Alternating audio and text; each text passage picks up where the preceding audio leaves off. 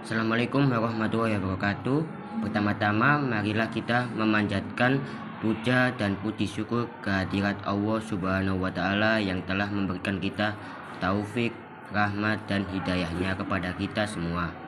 Salawat serta salam serta tetap tercurahkan kepada baginda Rasulullah SAW, yang mana beliaulah yang menuntut kita dari arah gelap gulita menuju ke arah yang terang benderang, yakni berupa ajaran agama Islam diridhoi oleh Allah Subhanahu wa Ta'ala. Isra Mi'raj merupakan salah satu peringatan besar yang sudah tidak asing lagi bagi umat Islam. Hampir setiap tahun di berbagai daerah di Indonesia, umat Islam senantiasa merayakannya. Isra Mi'raj sendiri termasuk ke dalam salah satu mukjizat Allah Subhanahu wa Ta'ala yang diberikan kepada Nabi Muhammad SAW. Pada peristiwa inilah awal sholat 5 waktu menjadi sebuah kewajiban yang harus dilaksanakan oleh seorang muslim. Perjalanan ini adalah satu-satunya perjalanan dalam sejarah umat manusia menuju ke langit ketujuh. Dalam waktu yang amat singkat, perjalanan dimulai dari Masjidil Haram di Mekah ke Masjidil Aqsa di Al-Quds. Kemudian dilanjutkan dengan menembus langit tertinggi hingga batas yang tidak dapat dijangkau oleh ilmu pengetahuan manusia, bahkan oleh makhluk lain seperti jin dan lainnya. Semua kejadian ini terjadi dalam waktu semalam. Ini adalah satu mukjizat paling menakjubkan yang diterima Nabi Muhammad SAW. Para hadirin yang dimuliakan Allah, perlu kita tahu bahwa 14 abad yang lalu terjadi sejarah yang sangat besar bagi umat manusia. Bahkan tidak sedikit yang masih mengabaikan kejadian ini. Apabila kita masih mengaku beriman dan percaya kepada Nabi dan Rasul, kita wajib juga untuk percaya terhadap peristiwa ini. Isra Mi'raj yakni perjalanan Nabi Agung Muhammad SAW bersama dengan malaikat Jibril menuju ke langit dan menerima perintah sholat 5 waktu. Perjalanan ini adalah satu-satunya perjalanan dalam sejarah umat manusia menuju ke langit ketujuh dalam waktu yang amat singkat. Perjalanan dimulai dari Masjidil Haram di Mekah ke Masjidil Aqsa di Al-Quds. Kemudian dilanjutkan dengan menembus langit tertinggi hingga batas yang tidak dapat dijangkau oleh ilmu pengetahuan manusia, bahkan oleh makhluk lain seperti jin dan lainnya. Semua kejadian ini terjadi dalam waktu semalam.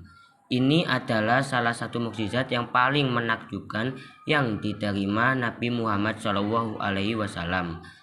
Beberapa berikut ini adalah penerapan tentang kisah perjalanan Isra Mi'raj dalam kehidupan sehari-hari. Bersedekah menjadi salah satu perilaku mulia untuk memperbanyak amal solih di bulan Rajab. Selain itu, amalan yang dapat meringankan beban orang lain ini juga sangat bermanfaat untuk menolak bala, memperlancar rezeki, dan juga memperpanjang umur hingga memberi keberkahan di dunia maupun di akhirat. Tidak hanya itu saja, oleh karena itu orang yang mengerjakan sholat akan mendapatkan pahala, sedangkan orang yang meninggalkannya akan mendapatkan siksa. Sholat adalah kunci dari diterima atau tidaknya setiap amalan yang kita lakukan. Bahkan sholat menjadi penentu yang paling urgent pada saat manusia ditimbang amalnya. Pada yaumil hisab nanti, manakala sholat seseorang baik, maka akan baik pula seluruh amalnya. Akan tetapi bila sholatnya buruk, maka akan buruklah semua amalnya. Oleh sebab itu, sebagai muslim kita perlu menjaga sholat kita agar kita diselamatkan dari siksa neraka Sakor. Rasulullah Shallallahu Alaihi Wasallam bersabda, barang siapa yang memelihara atau mengerjakan sholat, maka ia akan mendapat cahaya atau nur, petunjuk jalan dan kebebasan selamat pada hari kiamat. Barang siapa tidak memelihara sholat, ia tidak akan mendapat cahaya, petunjuk, jalan, dan kebebasan. Bahkan di hari kiamat nanti, ia akan bersama Qarun, Fir'aun, Haman, dan Ubay bin Khalaf. Hadis riwayat Ahmad dan Tabarani. Maksudnya, orang yang meninggalkan sholat jika ia seorang pemimpin akan masuk neraka bersama Fir'aun. Jika seorang pejabat akan masuk neraka bersama Haman. Jika seorang hartawan, maka ia akan masuk neraka bersama Qarun. Dan jika seorang saudagar atau pedagang atau petani, maka akan masuk neraka bersama Ubay bin Khalaf. Lantas, bagaimana akibat bagi orang-orang yang lalai dan sering meninggalkan sholat? Berikut beberapa siksa yang akan dialami bagi yang meninggalkan sholat. Adapun siksa yang akan dirasakan di dunia, yang pertama adalah dihilangkan keberkahan usianya. Yang kedua, dihapus aura orang-orang saleh dari wajahnya. Yang ketiga, setiap amal kebaikan yang ia kerjakan tidak akan dijadikan sebuah pahala oleh Allah Subhanahu wa Ta'ala. Yang keempat, doanya tidak akan diangkat ke langit. Dan yang terakhir, tidak ada bagian doa orang yang salih untuk yang meninggalkan sholat.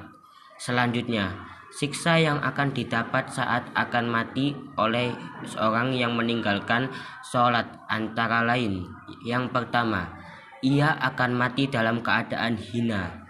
Yang kedua, ia akan mati kelaparan. Dan yang terakhir, ia akan mati penuh dahaga meskipun diairi dengan air lautan dunia.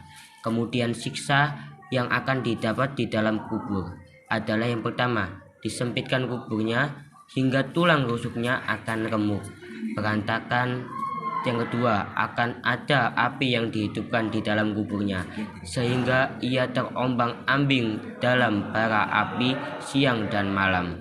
Yang ketiga, kuburannya akan dikuasai dan dicampuri oleh sejenis ular yang bernama As-Syuja'ah al-Aqra. Ia memiliki dua mata yang terbuat dari api, kuku-kukunya terbuat dari besi, dan suaranya bagaikan petir yang menggelegar. Tuhan, sekian dari saya, terima kasih. Assalamualaikum warahmatullahi wabarakatuh.